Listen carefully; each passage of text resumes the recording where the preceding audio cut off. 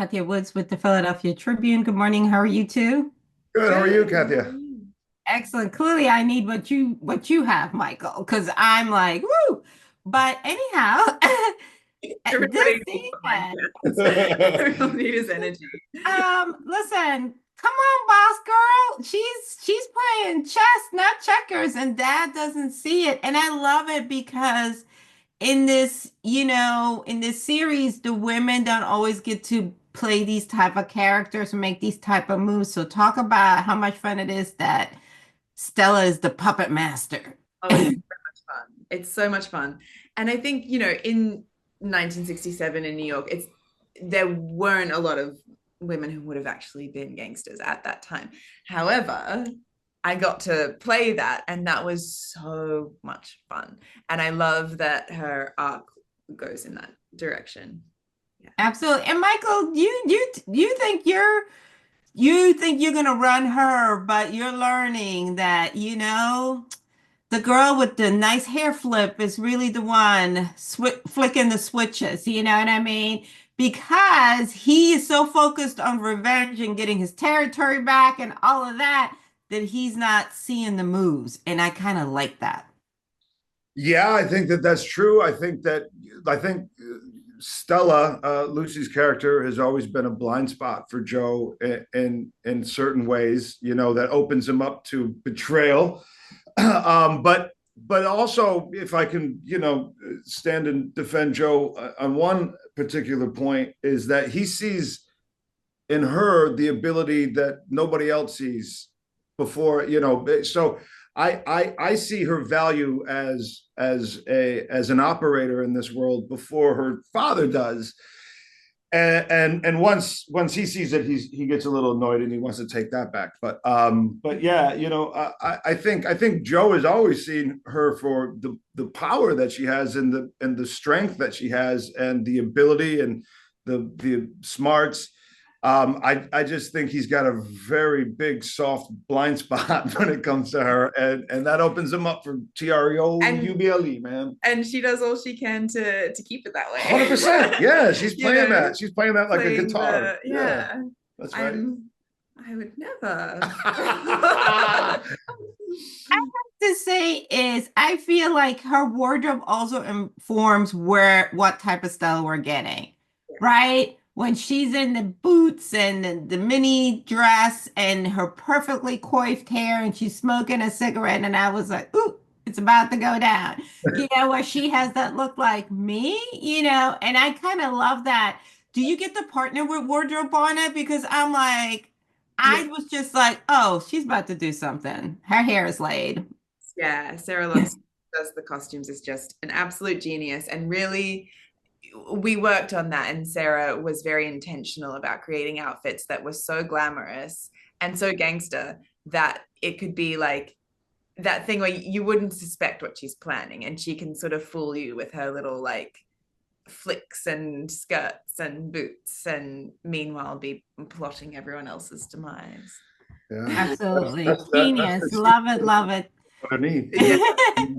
Love it. Thank you so much for your time, guys, and best of luck with this season. Thank you. So Thank you. much. Cheers.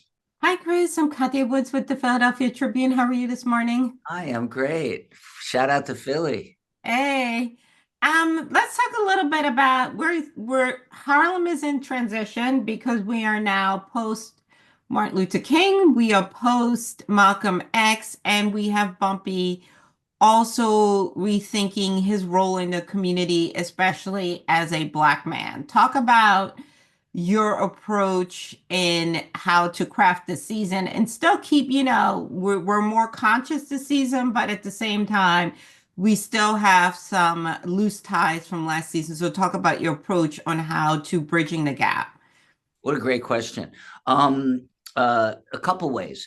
With Malcolm's death, as you mentioned, comes the Black Panthers and their development in New York City, and the fact that Bumpy Johnson's daughter, Elise, becomes part of the Panthers.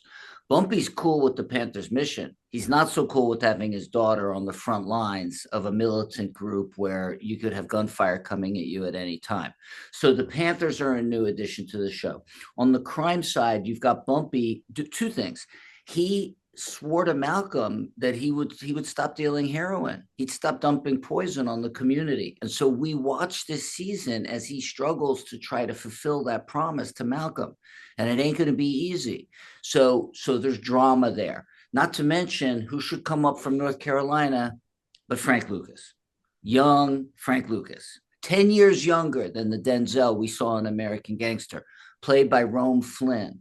Hot as a pistol. This kid's, not necessarily going to come right under Bumpy's wing right away. There's going to be some friction there too. So I think we have fireworks all around for season 4. And yes, we had to transition from last season where Malcolm meets his end at the Audubon Ballroom. I think the other thing too is what I love is the texture and feel that you guys add to the show to really give it that own vibe. Harlem has its own flow and its own vibe, and you don't necessarily have to be in 125th, but there's a certain different aspect of it. Talk about how important that is, because I always say to people, when people say I've been to New York, and I'm like, there's more to New York than Manhattan, right? And Harlem is definitely its own. If you listen to music, it's got its own flow, so to say. It's so true. And what we do is we try to use, we have a great crew, great production designer, great cinematographers, and who we work very hard to try to capture a Harlem of the past that no longer exists. So we're always doing things with visual effects, painting out the surveillance cameras and painting out the wrong stop sign and this and that. So we work very hard to try to create the feeling of what Harlem was in the 60s. And when we talk to people who are like 80, 90 years old, Harlemites, they'll be like, man, you got it. You got it. That feels like I'm walking into 22 West. And so, again, that's a focus for us to make sure that we're trying to provide a reasonably authentic vision of the Harlem that used to be. Absolutely. Well, I want to thank you so much for taking the time out to speak with me. And again, excellent job on this season and appreciate you. Hello, ladies. Hi, I'm Katya Woods with the Philadelphia Tribune. How you doing? Good. How are you? Excellent, excellent. Well, things are changing. Our ladies are leaning in and continuing to find their way. If let's just start with you, where she is being pushed out a little bit, but learning to navigate, once again, having to put up with things. And listen, your face said everything when the lady was kept on insisting that she wanted James Baldwin, and you're like, girl, seriously? You think you deserve him just because you want him? And I feel like that's one of the things I do love about you is you give us that Black woman like, girl, I'm tired, but I can't say it. Read the room. Talk about that, because we've all been in places, especially with white women, where we're like, why? Why are you like this? I think people in general say things that make you want to elbow either your friend sitting next to you because they're just so out of touch. I think that the fine line with the Swans is, we are in, what year are we now? 1966. Yeah. Having to kind of grin and bear the things that are said unintentionally, honestly, which is almost even worse in a certain way, because you don't necessarily know where you stand with a person if they're making these backhanded things. She tolerates me in her house and she's serving me tea, but it's a young Black woman serving me tea. This is strange, right? Not wanting to be waited on by someone who goes home to your neighborhood at the end of the day. But she does tolerate these things because she's doing it for the greater good, right? She's not doing it for her advancement. She's doing it for the advancement of deserving people, in her community that she wants to see get the recognition that they've earned. There's a comment that Alice Bradshaw makes about James Baldwin being a little chocolate frog. I think honestly, if you said that to anyone, I think it would catch them off guard. But Mamie has the gift of how does she? Tact, decorum. Yes, and maybe not being easily surprised. Yeah. True, true. She was just like, okay, now moving on. Yeah. And Antoinette, for you, I love how she is just growing into her own. I was like, come on, sis. We see the glow up. Whereas, we out of our trauma, Yeah. we're moving into our healing, and now she's in her fighter period, and how she is just, taking and finding she's taking a lot of the teachings from Malcolm and the nation is saying, we got to continue to push forward. We can't stop now. Talk about that, because I think that's an important part where I feel like the Black Panther Party, all that is an evolution and all of that, of everything that the nation stands for. Yeah, I think after Malcolm's passing and everything that Elise finds out about the NOI, she really wants to still be a part of the movement, but she's not quite sure where she fits in. And so when she starts learning more about the Black Panther Party, and she learns that they're really just trying to help Black people live better, because I think a lot of people don't know that the Black Panther Party was about 70% women, and that most of what they did was feed children and feed people and raise fundraisers just to buy food for neighborhoods. We only talk about the militant part of it, but a lot of it was just community organizing so that Black folks could live better in their communities. People don't know enough about that part of it. And I think that's what was very appealing to Elise, is that Malcolm really just wanted Black folks to live better in America. And that is what the Black Panthers were doing. So she really leans into the idea that she can continue exactly what Malcolm was doing by just joining a new organization. And yes, it might be dangerous, but Malcolm never leaned away from danger, so she's not going to either. Exactly. I mean, again, I love that we are getting these different aspects of Black womanhood during that time. Neither one of these women is yes, they're dressed nicely, but they're not wilted flowers. And I think that's important to see, because a lot of people have this impression that women were just at home, as you said, Flanesh, pouring tea and just getting together and chit-chatting. They were very much using their influence, their power, and their gift to move, Black America forward. And I love how they're utilizing these two characters to show different ways and different points of entry. Again, thank you so much for your time. And I'm loving the glow up for both of these women this season. Thank you so much. Hi, I'm Katya Woods with the Philadelphia Tribune. Hey, Ron. You? I'm good. Oh, I love this for you, because normally, you've gotten to be this romantic lead, the nice guy, and you, come on, Frank Lucas, we're in here, we coming in hot, you know what I mean? Talk about how much fun it is to play the bad guy, because at first people were like, well, who's Ron gonna be? I was like, oh, I see you, friend. Yeah, I think a lot of people's reactions were that. And actually, I look at that as a testament to the work I've done, but also for me, it's a challenge and something I'm up for, to always just, challenge people's perspective of me as an actor.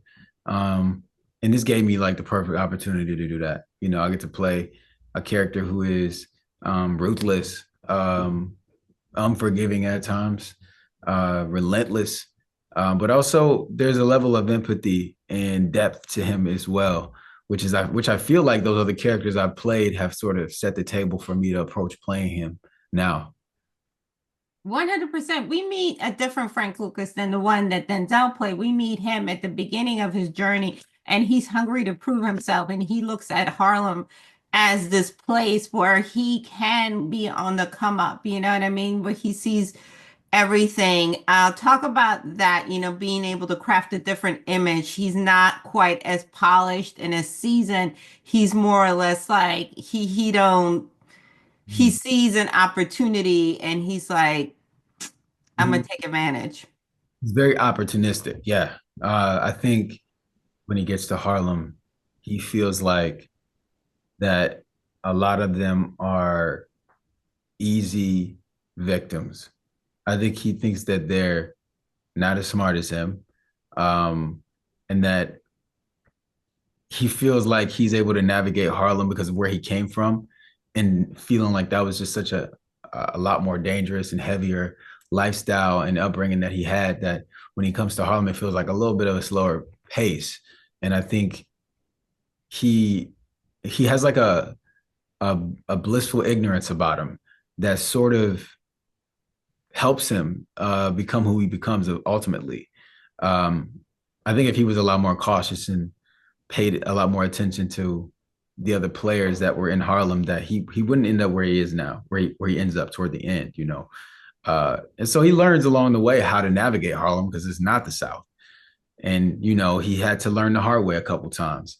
But, you know, just like Bumpy iterates to him, like given the right tools, like, you know, give anyone the right tools, you know, they should be able to be successful. It's also a different type of Black experience. You know, Harlem is more sophisticated. He's seeing Black people really be leaning into themselves, certain freedoms that he didn't experience in terms of education and just being aware of themselves. Talk about that aspect. That is a little bit of a culture shock for him. Yeah. And I think he, you know, even now, if we were to South and go to New York, you'd be like, it's a bit different. But I would say it's the equivalent of like going from America to like China for him. Like, you know, just a completely different culture and experience. Um, and for him, it's kind of trying to implement himself into Harlem. Um, and I think his lifestyle in the South really changed his perspective on people. And when he gets to Harlem, he notices a different way of life. And like he was so used to hustling and getting his money in a certain way, and he notices like they hustle in Harlem, but it's different, a different way, a lot more political in how they handle situations, a lot less just reactional, which is what he does, where he had did, you know, in the South. Absolutely. Well, I love this for you. Congratulations. And I can't wait for everyone else to see your great work this season. Appreciate you. I appreciate that. Mhm. Hey, everybody. Thanks for stopping by. Appreciate you hitting play on that interview. But you know what else would help? Hit that like button. Also, subscribe so you can hear and see my next interview. And as always, thank you for your support.